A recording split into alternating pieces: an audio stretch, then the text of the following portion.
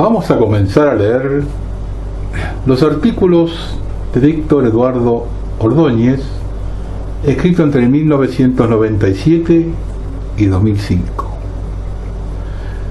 Vamos a empezar con el prólogo que hizo él a modo de editorial, primeras palabras, el 1 de noviembre de 1997. Ninguna sociedad puede vivir constantemente de las mentiras o de las medias verdades, ni conformarse con versiones simplificadas y simplificadoras de su propia realidad. Tarde o temprano deberá tomar conciencia de su pasado tal como fue, no solo para comprenderlo, sino para administrar su presente y prever su futuro. Esto es obvio. A los argentinos nos pesa desmesuradamente ese pretérito tan reciente de violencia desatada por la izquierda armada y respondida por el Estado organizado. Esto hay que aclararlo cuanto antes.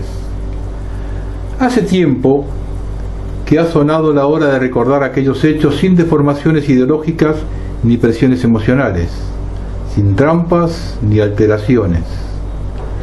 La Argentina necesita de un contexto de racionalidad, de sinceridad y de sensatez para entender, interpretar y evaluar lo acontecido desde que las usinas internacionales del terrorismo decidieron tomar su geografía como campo de batalla, hundiendo al pueblo y en especial a sus fuerzas armadas y de seguridad en un caos inédito, odios y luchas que, no casualmente, se consiguen mantener hasta hoy mismo.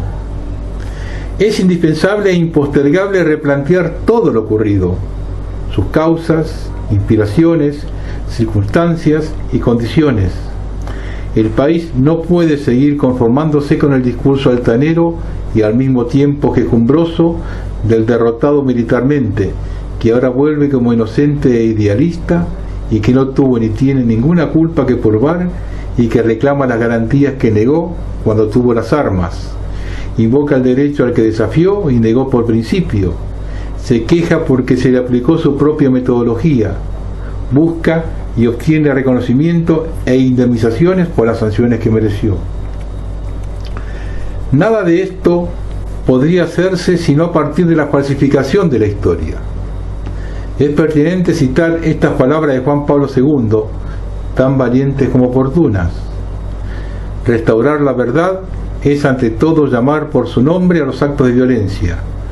Hay que llamar al homicidio por su nombre. El homicidio es un homicidio. Y las motivaciones políticas o ideológicas, lejos de cambiar su naturaleza, pierden su dignidad propia. Victoriano Rodríguez, comentando este concepto, dice: es fuente de paz la verdad histórica sobre las guerras y sus motivaciones, no para olvidarlas, sino para prevenirlas con obras y actitudes generadoras de paz. Queremos utilizar estas citas como piezas preliminares de la obra que ahora comenzamos. Nos proponemos nada más, nada menos que volver a plantear los términos de una cuestión que es mucho más que una polémica y que por un ardid de la izquierda armada reinsertada en el mismo sistema que combatió se queda por terminada.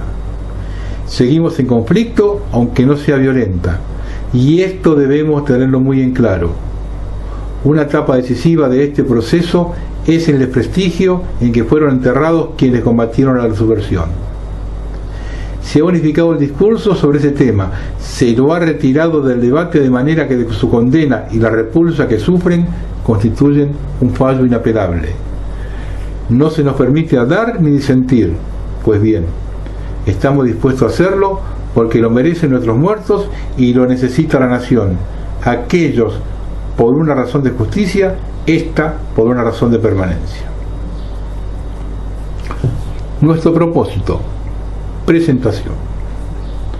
Nos proponemos exactamente restablecer la verdad histórica.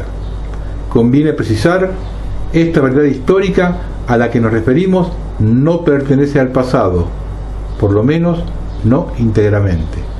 Por el contrario, forma parte de nuestro presente y es más, integra el núcleo de nuestro presente. Aunque pocos, muy pocos lo adviertan, la subversión que se posesionó de la vida pública y privada de los argentinos durante 2 décadas, continúa en actividad, pero además vigente, incluso con una vigencia que entonces, durante esos años de plena violencia, no llegó a alcanzar. Es que los acontecimientos de los 60 y 70 no dejaban lugar a la retórica ni al discurso sentimentalista.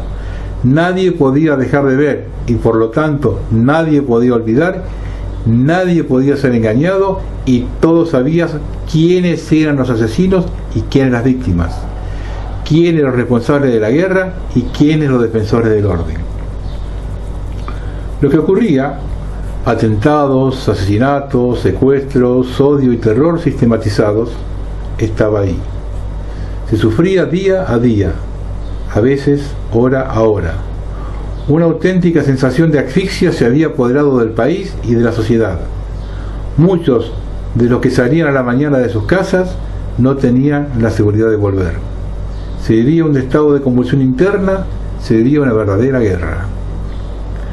Las Fuerzas Armadas y la de Seguridad, en virtud de un imperativo de derecho natural y en cumplimiento de una disposición de un gobierno constitucional, tomaron a su cargo la defensa del orden y de la sobrevivencia de la Argentina y de los argentinos, porque todos, nación y ciudadanos, estaban amenazados de destrucción y de deformación. Hubo que hacerse cargo del Estado y, junto con este, del plexo de valores: familia, propiedad, aptitud para la convivencia, respeto en el disenso, pluralismo razonable, sentido jerárquico, vocación de igualdad sin distinción de procedencia, aceptación de una moral objetiva, derecho a la prosperidad y por sobre todo sentido de pertenencia a una comunidad que, orgullosa, se sabía diferenciada y con proyectos comunes, todo ello inspirado en una concepción tal vez vaporosa, pero indudablemente cristiana. Es que la subversión, en definitiva, e incluso a pensar de sí misma marxista, amenazaba y agredía a la sociedad en todos sus frentes, en todas las actividades. Desde los más impensados sectores se trataba de una guerra total e integral, coordinado unitariamente por un comando que podría disentir en algunos aspectos o en algunas influencias ideológicas, pero que respondía al mismo espíritu perverso de redención, radicalizada, que se imponía no solo para los explotadores, sino contra la voluntad de los explotados, que con mucha frecuencia resultaron las víctimas de ese redentorismo implacable y unilateral. Se recurrió al terrorismo. Tendremos la oportunidad en próximas entregas de describirlo y ejemplificarlo, y en especial de detenernos en sus objetivos, consecuencias y procedimientos, porque la cuestión es central para entender ese pasado y para replantear cómo nos proponemos la problemática presente y las perspectivas futuras. Ahora nos limitamos a señalar la utilización del terror como método para insertarse en la sociedad, su formidable importancia psicológica y política, la alineación ética que la adopción de esa metodología impone y básicamente el hecho de que esas técnicas eran y son criminales. Los que la practican, defienden o justifican son en mayor o menor medida criminales.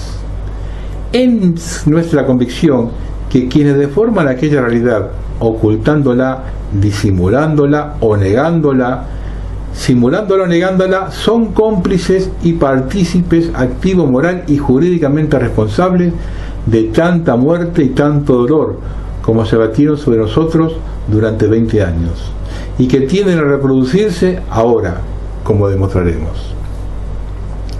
Pues bien, aquella subversión que procuró destruir el orden tradicional de los argentinos y sustituirlo por otro revolucionario, aquel baño de sangre en que sumergió la República, aquella guerra revolucionaria que atacó al país en sus resortes más íntimos y vitales, todo ese pasado cruderísimo e inmoral pretende ser olvidado por algunos. Otros, incluso, aspiran a reivindicarlo. Los primeros ocultan el hecho subversivo mismo, los segundos lo rescatan más o menos explícitamente como programa a aplicar. Algunos se han apartado de la prédica de la práctica de la violencia y han optado por reinsertarse, sin dar muestras de arrepentimiento, en el sistema que decían combatir: Ulrich, Chiaretti, Arauz, Thoma y tantos más. Los otros insisten en combatir el orden con los medios que pueden. Las madres y abuelas, Quebracho, varios comunicadores.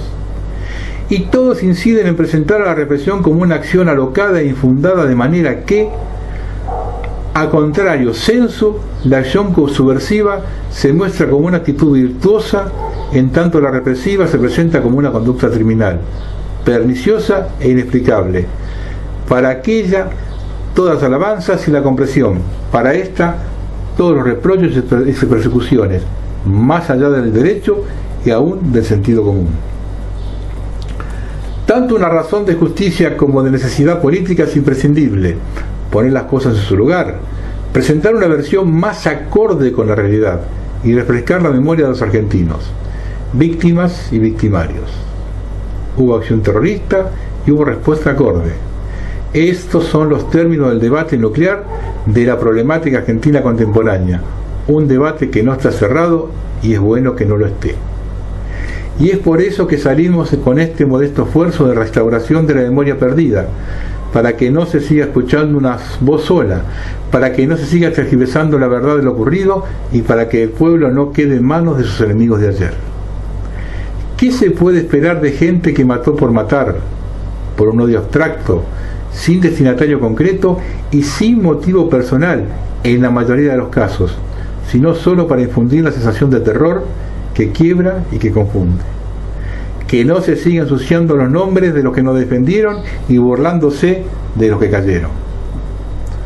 No disponemos de medios y somos conscientes que los de comunicación nos atacarán o nos sepultarán en el agravio o en el silencio. Pero nuestro deber es salir y hablar, recordar y denunciar. No es posible que los que iniciaron la guerra militar y la perdieron en el campo y en el tiempo por ellos elegidos vuelvan y triunfen en la guerra cultural, imponiendo su imagen de diaristas e infiltrando su ideario nunca renunciado. No queremos que se siga adelante en base al discurso, a las versiones y a las imágenes que transmiten e imponen los derrotados de ayer, que son también los culpables de esa época de horror. Por eso salimos, aspiramos a convocar a los que se sienten solos, perseguidos, defraudados o confundidos por una propaganda atronadora, tramposa y unilateral, explicar lo que ocurrió, restaurar la verdad histórica, recordar a los que tuvieron la iniciativa de la violencia, rescatar del olvido a los que pelearon el buen combate. Recordar las razones, la legitimidad y la necesidad de la represión sin complejos, con libertad, con honestidad, tan dispuestos a la polémica como al reconocimiento de los errores y los excesos. No nos empeñamos en dar una versión mecánicamente contraria a la que se lleva a cabo de un modo tendencioso desde los organismos de derechos humanos, desde los partidos políticos y desde el propio gobierno. Por el contrario, solo nos proponemos reivindicar una lucha que fue de todos y de cuyos resultados hay hoy, todos, mal que mal, nos beneficiamos. Porque si hay una Argentina civilizada en estos días es porque se batió de la subversión que pretendió hacer de terror una forma de convivencia. Por eso estamos, por eso volvemos.